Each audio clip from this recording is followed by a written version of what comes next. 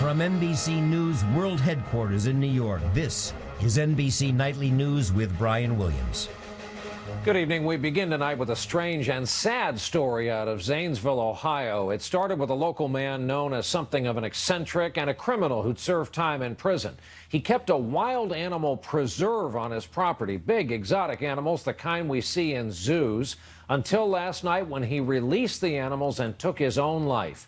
Police responding in the dark to protect the families in the area had no choice but to draw their weapons and bring down the animals. Those still on the loose today were tranquilized, taken away. The 48 dead animals include 18 endangered Bengal tigers, and there are only about 2,500 in the world.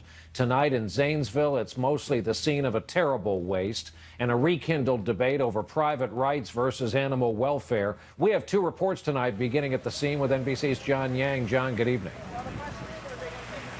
Good evening, Brian. It was a tense and terrifying night. 50 exotic animals roaming the hillsides. Not only those 18 Bengal tigers, but 17 lions. The sheriff said that they were big, mature, and aggressive.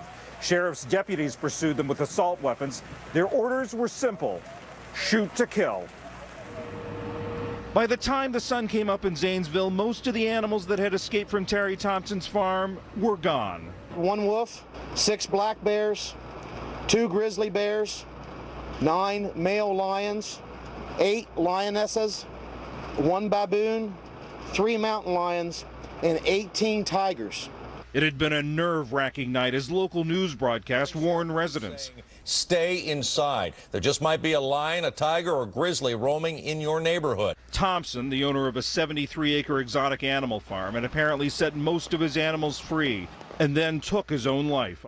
Fred Polk, one of Thompson's neighbors, saw many of the animals on his property. I seen some mountain lions and African lions, and I think 3 bears. One of the bears charged the deputy, and the deputy shot it. We don't go to the academy and get trained on how to deal with 300-pound Bengal tigers. Danielle White and her 2 children live right next door. For them, it was a terrifying night. The gunfire was very close to the house.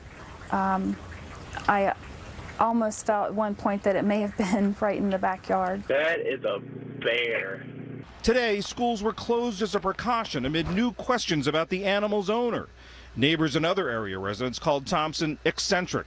Late last month, he was released after more than a year in federal prison on gun charges.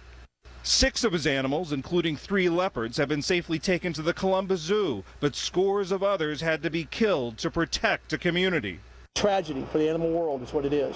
It could have been a bigger tragedy for the human world, and that's what we tried to avoid here. Tonight, most of the exotic animals have been returned to Terry Thompson's property and buried there. John Yang, NBC News, Zanesville, Ohio. This is Stephanie Gosk. An animal control officer shot a monkey on the loose last week in St. Cloud, Florida. This mountain lion attacked and mauled a 4-year-old in Texas earlier this month.